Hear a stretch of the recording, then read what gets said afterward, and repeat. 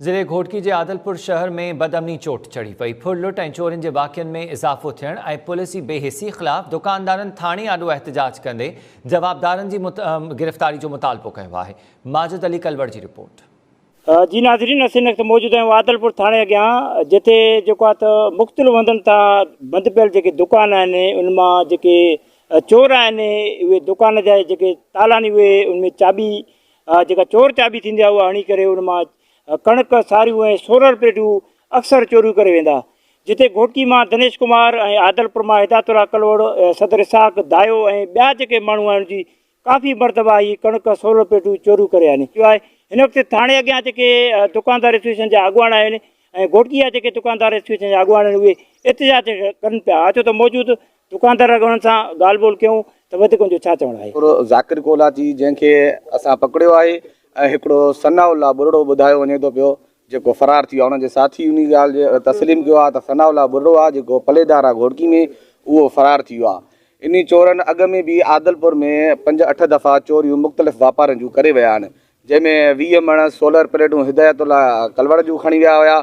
मोहम्मद इसाक जूं अॻ में बि 50 मण कणक हिकिड़ी खणी विया हुआ ऐं 25 मण कणक जो रक्शो हिकु सुबुह जो भरे विया आहिनि ऐं ॿियो भरणु आयो जेको मौक़े ते असां पकिड़े करे थाणे ते हिन महिल पहुता आहियूं। इन्हनि मुख़्तलिफ़ जॻहियुनि तो ॿुधायो आहे, उन इक़रार कयो आहे त घोटकी मां, मीरपुर मां ऐं ॿियनि इलाइक़नि मां इहे चोरियूं कंदड़ आहिनि। इहे चाबी चोर आहिनि।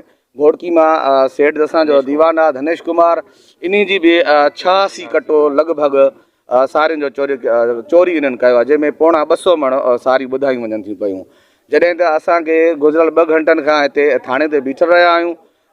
चोर खे ॿधी असां ख़ुदि खणी आया आहियूं हिते, पर चोर खे हिन महिल ताईं सिर्फ़ु लाकअप कयो वियो आहे। अहिड़ी का बि पुलिस जी असांखे हरकत नथी अचे, अमल में नथी अचे। जो जंहिं ॿिए चोर खे उन्हनि ॿुधायो आहे त हीअ बुरड़े खे बुरड़ो बि आहे, हिन महिल ताईं का बि अहिड़ी माना कार्रवाई अमल में नथी अचे। जो मोबाइल कढी करे कुझु पुलिस वारा वञी उन्हनि खे रेड करे पकड़ण जी कोशिशि करनि, अहिड़ो कुझु बि न आहे।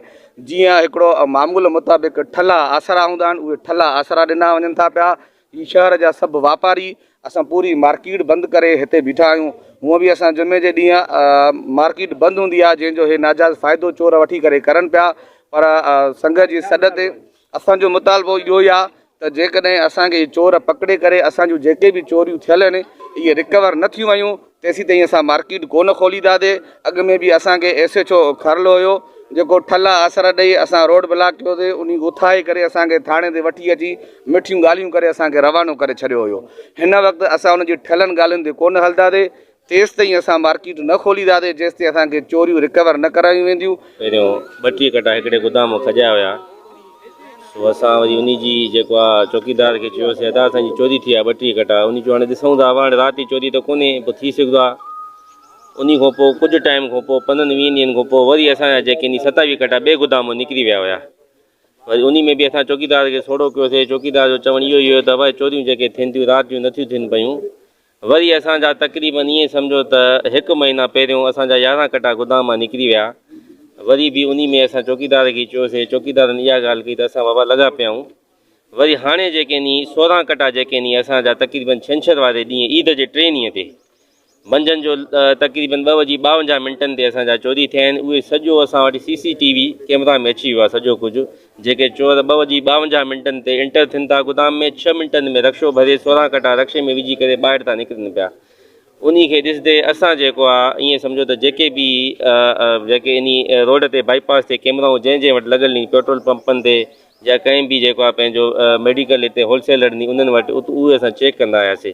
साॻिया ई माण्हू असांखे ईअं ई लॻो त उहे जेके एॾे ई अचनि था बाईपास जे पासे ॾे, उतां जेको आहे अॻियों जिथे इहो टर्मिनल आहे उतां काॾे वञनि था इहा ख़बर कोन थी पवे। सो असां वरी उन खे ॾिसंदे टियों ॾींहुं निकितासीं। असां जेको बि आहे माथेलो स्टान घोटकी वारो उते सभिनी वापारनि खे चई आयासीं भई असांजी चोरी थी आहे, कोई बि माण्हू थी सघंदो आहे तव्हां वटि सारियूं खणी अचे त असांखे इतला कजो। आदलपुर बि असां इतला कयोसीं फारूक साहिब खे। अॼु कुदरतनि वापारी जी फ़ोन आई असांखे मंझंदि जो तक़रीबन त चवनि साईं चोर पकता नी, तव्हां जेको आहे पंहिंजो जल्दी अचो माण्हू सुञाणियो। असां जीअं हिते पहुतासीं असां वटि छो त रिकॉर्डिंग हुई कैमरा में, असां सुञातोसीं माण्हू बिल्कुलु जेको आहे उहो तस्दीक थी आहे ज़ाकिर पंहिंजो कोलाची जे नाले सां। उन जो चवणु आहे त सनाउल्ला बुढ़ो उहो जेको आहे पंहिंजो जमादार आहे जंहिं मां सां गॾु आहे, उहो जेको आहे भॼी वियो आहे उहो हिन महिल हथु कोन आयो आहे। बाक़ी असांजो मुतालबो इहो ई आहे त जेका बि असांजी चोरी थी आहे महिरबानी करे असांखे या जेके असांजे वापारी भाइरनि जी चोरी थी आहे सभिनी जी जंहिंजी थी आहे असांखे रिकवर कई वञे, असांखे ॾिनी वञे, छो त असांजे हक़ हलाल जी आहे।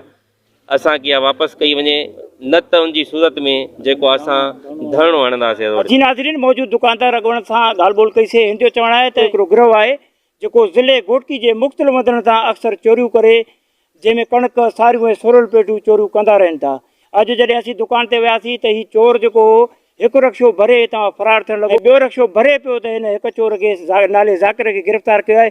जॾहिं त हिकिड़ो ॿियो साथी हिन जो जेको आहे उन ग्रुप मां सनाल आहे, ॿुड़ो आहे, उहो हिन वक़्तु फरार आहे।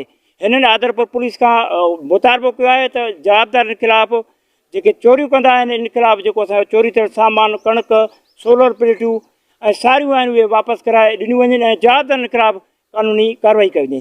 कैमरामैन गुलाब अली कलवड़ सां गॾु माजिद अली कलवड़, टाइम न्यूज़, आदरपुर।